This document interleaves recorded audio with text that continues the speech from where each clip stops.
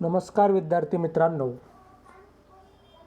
आपण आज mathematical application in economics हा जो पेपर आहे, तर या पेपरमध्ये आपण आज मार्केट इक्विलिब्रियम अँड प्रॉब्लेम्स, त्याला मराठीमध्ये बाजार संतुलन आणि त्याची जी काही उदाहरणं आहेत ती उदाहरणं आपण या तासामध्ये घेऊया. आपण मागील तासामध्ये नफा महत्तमीकरणाचे जी काही उदाहरणं आहेत, नफा महत्तमीकरणाची संकल्पना आहे, तर ती संकल्पना आणि नफा महत्तमीकरणाची उद्दिष्टे ही अभ्यासली. त्याच्यानंतर नफा महत्तमीकरणाचे उदाहरणे आपण पाहिले. त्यामध्ये काही उदाहरणे जी आहेत ती तुम्हाला सोडायला दिली होती. तर आज आपण बाजार संतुलन जे आहे, तर हे बाजार संतुलनाच्या अटी असेल. बाजार संतुलन म्हणजे काय, बाजार संतुलन कधी होतं आणि त्यानंतर बाजार संतुलनावरील काही प्रॉब्लेम आहेत, तर ते प्रॉब्लेम आपण आज पाहूया.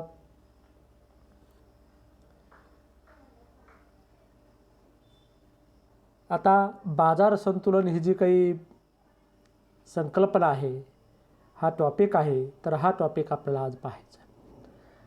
आता यामध्ये आपण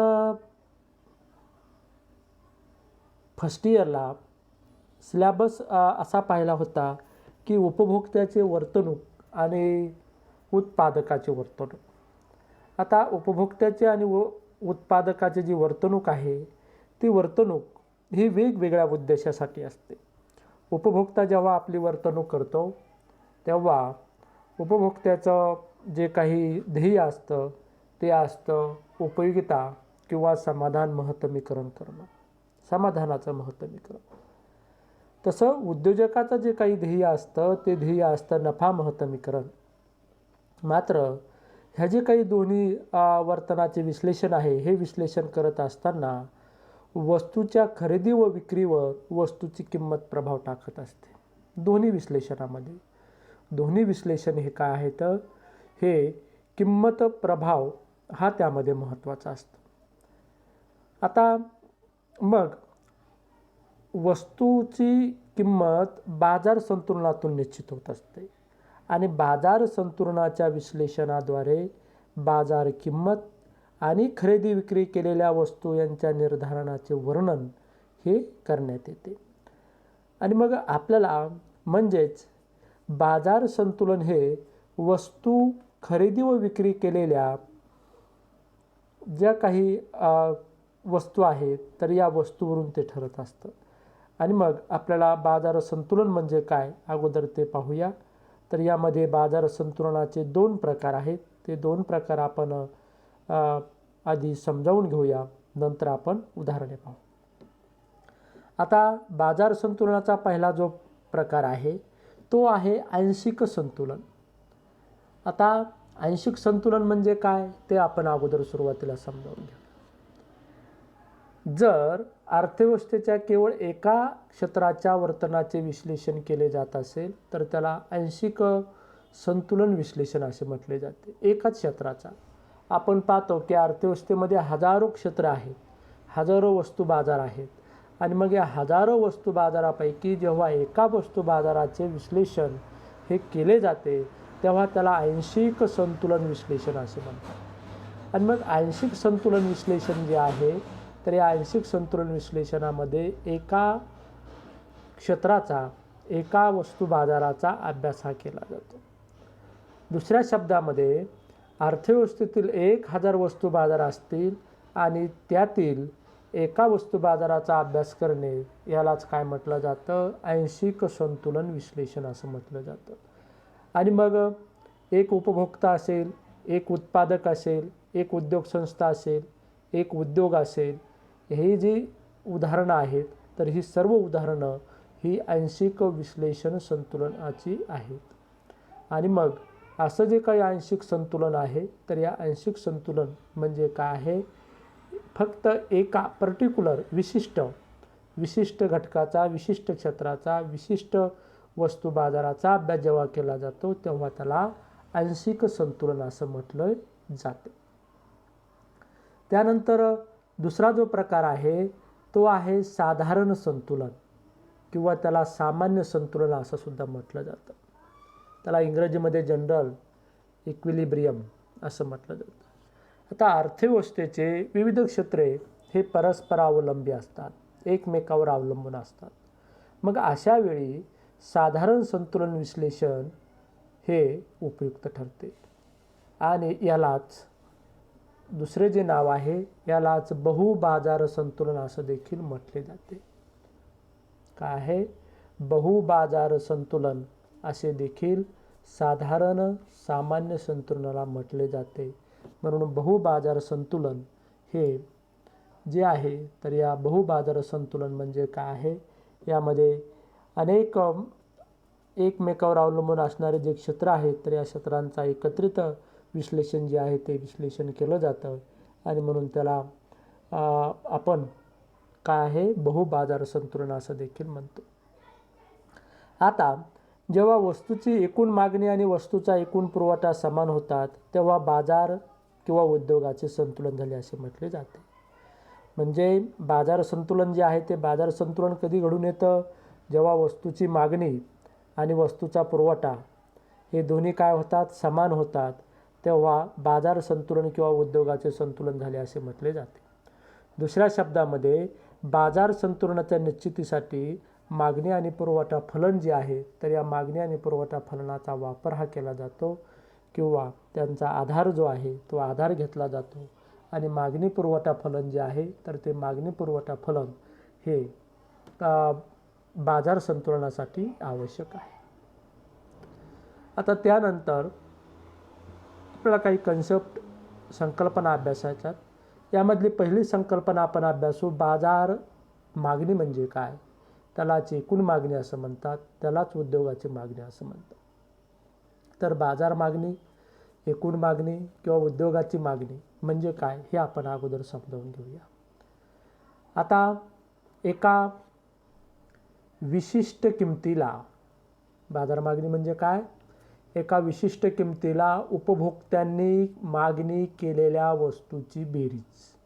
म्हणजे अनेक उपभोक्ते असतील मग, पण एक विशिष्ट वस्तू आहे समजा सफरचंद आहे आणि सफरचंद समजा 100 रुपये किलो आहे, ही झाली त्याची किंमत. आणि 100 रुपये किमतीला समजा वेगवेगळे 5 ग्राहक आहेत. 5 ग्राहकांनी एकानं 4 किलो मागणी केली असेल, एकानं 5 किलो, एकानं 3 किलो, एकानं 2 किलो, एकानं 1 किलो. तर अशी प्रत्येकानं वेगवेगळी मागणी केली. तर मग ही सगळी 5ही जणांची जी मागणी असेल त्यांची बेरीज असेल तर त्याला म्हणायचं बाजार मागणी. दुसऱ्या शब्दामध्ये एका उद्योगातील सर्व उद्योग संस्थेच्या वैयक्तिक मागणीची बेरीज. तर वैयक्तिक मागणीची बेरीज, उद्योग संस्थेच्या वैयक्तिक मागणीची बेरीज म्हणजे सुद्धा बाजार मागणी होय. आणि बाजार मागणी फलन जे आहे तर ते या पद्धतीने लिहिलं जातं. Demand is equal to function of P.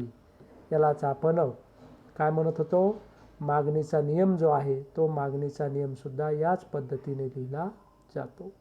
तर यालाच आपण बाजार मागणी जी आहे ती बाजार मागणीसुद्धा याला म्हटले जाते. आता त्यानंतर दुसरी संकल्पना आहे बाजार पुरवठा किंवा एकूण पुरवठा म्हणजे काय? तर ते सुद्धा आपल्याला माहीत असलं पाहिजे. कारण आपण बाजार मागणी आणि बाजार पुरवठा का अभ्यासतो? कारण संतुलन, बाजारपेठेचं संतुलन जे आहे ते कधी होतं? बाजार मागणी बरोबर बाजार पुरवठा हे दोन्ही जेव्हा इक्वल असतात तेव्हा त्यांचं संतुलन होतं. म्हणून आपल्याला बाजार मागणी म्हणजे काय हे सुद्धा माहीत पाहिजे आणि बाजार पुरवठा म्हणजे काय हे सुद्धा माहीत पाहिजे. आता मग बाजार पुरवठा म्हणजे काय? तर एका विशिष्ट किमतीला उद्योगातील अनेक उद्योग संस्थांनी केलेल्या पुरवठ्यांची बेरीज म्हणजे एकूण पुरवठा होय किंवा बाजार पुरवठा होय. म्हणजे एका विशिष्ट किमतीला उद्योगातील अनेक उद्योग संस्थांनी केलेला जो काही पुरवठा असेल तर त्या पुरवठ्यांची बेरीज म्हणजे एकूण पुरवठा, त्यालाच आपण बाजार पुरवठा असं म्हणतो. दुसऱ्या शब्दात बाजार पुरवठा म्हणजे विभिन्न उद्योग संस्थेच्या सीमांत व्यय फलाची बेरीज. सीमांत व्यय फल आणि जे सीमांत व्यय फल आहे ज्याला आपण मार्जिनल कॉस्ट म्हणतो, तर या मार्जिनल कॉस्ट जे काही फंक्शन आहे या फंक्शनची बेरीज म्हणजेच त्याला सुद्धा काय म्हटलं जातं? बाजार पुरवठा असं म्हटले जाते. आणि बाजार पुरवठा फंक्शन जे आहे ते या पद्धतीनं लिहिलं जातं. S is equal to function of P. याला आपण बाजार पुरवठा फल जे आहे ते म्हणतो. आता आकृतीद्वारे स्पष्टीकरण पाहूया. आकृतीद्वारे बाजारपेठेचं संतुलन कसं होतं. आता आकृतीत क्षय अक्षावर मागणी पुरवठा यांच्या मात्रा दर्शवलेल्या आहेत आणि ये अक्षावर किंमत दर्शवलेली आहे. ओके. D1 हा मागणी वक्र आहे आणि S1 हा पुरवठा वक्र आहे. झालं. आता D1 आणि S1 हे दोन्ही वक्र एकमेकांना ई बिंदूमध्ये छेदतात. ई बिंदूमध्ये छेदतात आणि मग या ई बिंदूच्या ठिकाणी या दोन्हीचं संतुलन होतं. आणि मग या ठिकाणी Q इतक्या मात्रेला आपण मागणी हा जो एक साक्ष आहे त्यावर Q इतक्या मागणीला P एवढी किंमत काय होते निश्चित होते. P एवढी किंमत काय आहे निश्चित होते. तर हे या आकृतीवरून आपल्याला स्पष्ट होतं. तर ही एवढी याचे स्पष्टीकरण आपल्याला पुरेसं आहे. यानंतर आपल्याला प्रत्यक्ष याची जी काही संतुलनाची अट आहे ती अट बाजार संतुलनाची अट आहे मागणी बरोबर पुरवठा, ज्याला demand is equal to S इथं दिलेलं आहे सूत्र. Demand is equal to S हे जे सूत्र आहे तर या सूत्राचा आपल्याला वापर करून पुढील प्रॉब्लेम ही सोडायची आहे. बाजार संतुलनाची अट जी आहे तर ती आहे demand is equal to supply. उदाहरणे. आता उदाहरण पहिलं घेतलं आपण. D is equal to 9P plus 20 आणि S is equal to 11P plus 14 हे मागणी व पुरवठा फलन दिलेले असताना बाजाराची संतुलन पातळी आणि किंमत माहीत करायची आहे. सोपं आहे अतिशय. आता सुरुवातीला आपण बाजार संतुलनाची अट लिहिणार. D is equal to S. D is equal to S लिहिलं की D आपल्याला माहीत आहे. काय आहे D? 9P प्लस 20 आणि S काय आहे 11P प्लस 14. ते आपण इथं लिहून टाकणार. एक लेफ्ट साईडला लिहिणार, एक राईट साईडला लिहिणार. ओके. आता चल एका बाजूला घ्यायची आणि संख्या एका बाजूला घ्यायच्या. मग आपण 9P जसाच तसा लिहिला. हा 11P काय केला लेफ्ट साईडला घेतला, तो मायनस होईल. इथं प्लस आहे राईट साईडला, तो लेफ्ट साईडला घेतल्यावर मायनस होईल. मायनस 11P बरोबर चिन्ह जशाच तसं.